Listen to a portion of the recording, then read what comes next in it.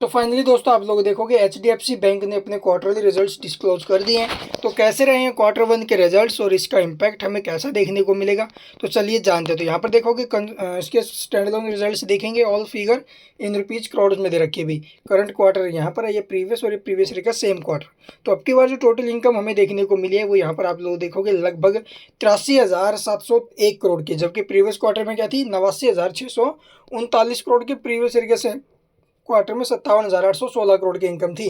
यानी कि year to year income में जंप है, but quarter to quarter income गिरते हुए नजर आई है भाई। इसके बाद देखोगे इसके एक्सपेंडिचर यानी जो टोटल खर्चे हमें देखने को मिले हैं।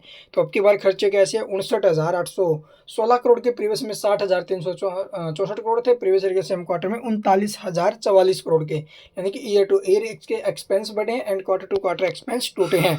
बट अब की बार जो इसका रिवेन्यू है ना, वो इसके एक्सपेंस से आप लोग देखोगे फिर ज़्यादा है। मतलब फिर से बैंक ने जो ना भी प्रॉफिट बनाए हैं, लेकिन कितना प्रॉफिट है चलिए देखते भी। नेट प्रॉफिट या लॉस फॉर द पीरियड अगर मैं बात करूं, तो अब की बार जो प्रॉफिट्स अभी वो यहाँ पर देख सकते हो लगभग 16,174 करोड़ का प्रॉफिट है, जबकि प्रीवियस में 16,511 करोड़ का था, प्रीवियस ईयर के सेम क्वार्टर में 11,951 करोड़ का। यानी कि ईयर टू ईयर तो जंप है प्रॉफिट्स में, but quarter on quarter basis पे प्रॉफिट्स में हमें डिक्लाइन देखने को मिला है। इसके बाद देखोगे इसके भी जो नेट एनपीए वगैरह है, और इससे पहले आपको मैं प्रोविजंस दिखा देता हूँ भी। जो प्रोविजंस है ये नहीं देखी हमने, तो प्रोविजन अब की बार अभी लगभग 2,602 करोड़ की, प्रीवियस में क्या थी 13,511 करोड़ थी, प्रीवियस ईयर के सेम क्वार्टर में 2,860। तो ईयर टू ईयर भी टूटी है ये, और क्वार्टर टू क्वार्टर भी हमें गिरते हुए नजर आई हैं। अब अर्निंग पर शेयर की अगर मैं बात करूँ, तो यहाँ पर देखोगे 21 रुपये 28 पैसे, और प्रीवियस में क्या था 21,74, प्रीवियस ईयर के सेम क्वार्टर में 21,40। तो ये भी टूटा है अभी year to year quarter to quarter दोनों जगहों से।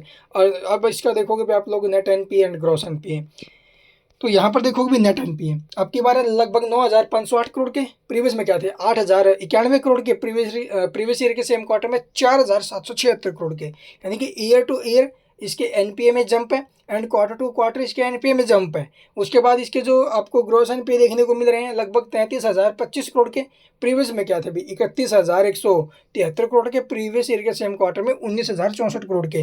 तो year to year and quarter to quarter इसके ग्रॉस एनपी में भी जंप है। तो आप लोग देखोगे यहाँ से भी नेगेटिव फैक्टर हमें देखने को मिला है। इसके बाद आप लोग देखोगे भी इसका जो डेट इक्विटी रेशो है वो कैसा है। तो डेट इक्विटी रेशो आपको जो है अभी प्रीवियस के मुकाबले कम होते हुए नजर आए हैं, लेकिन ईयर टू ईयर ये भी जंप है। तो इसके रिजल्ट्स खराब आए हैं भाई, तो इसका इम्पैक्ट भी खराब देखने को मिल सकता है। और बाकी मार्केट एक्सपेक्टेड रिजल्ट से अगर हम तुलना करें तो कैसा है, अर्निंग पर शेयर एक्सपेक्ट किया गया था भी लगभग 21 रुपये 15 पैसे का, आया कितना भी 21 रुपये 28 पैसे। तो यहाँ पर तो इसने बीट कर दिया, ठीक है, अच्छी बात है। अगर बात करें इसके इनकम की, तो इनकम एक्सपेक्ट की जा रही थी भी लगभग 41,000 करोड़ के आसपास आए, तो 83 है। यहाँ पर इसने इसको भी बीट किया है, तो एक्सपेक्टेड को तो इसने बीट कर दिया। लेकिन जो खराबी हमें देखने को मिली है वो मैंने आपको बता दी है भाई। नेट एनपीए में जंप है, ठीक है, ग्रॉस एनपीए में जंप है, क्वार्टर टू क्वार्टर रिजल्ट्स खराब आए हैं, तो नेगेटिव इम्पैक्ट देखने को मिल सकता है। और उधर आप लोग देखोगे जो रिलायंस इंडस्ट्री है उसके रिजल्ट्स खराब आए हैं, तो मार्केट को ये हिला देंगे, याद रखना कल मंडे के दिन। उसके बाद आप लोग देखोगे जो रिवेन्यू सेगमेंट्स है वो यहाँ पर वीडियो को पॉज करके आप लोग डिटेल में देख लेना भी। तो ये अपडेट है भी। इसके अलावा कुछ पूछना कमेंट में पूछ सकते हो। चैनल को सब्सक्राइब नहीं किया तो सब्सक्राइब करना बिल्कुल मत भूलना।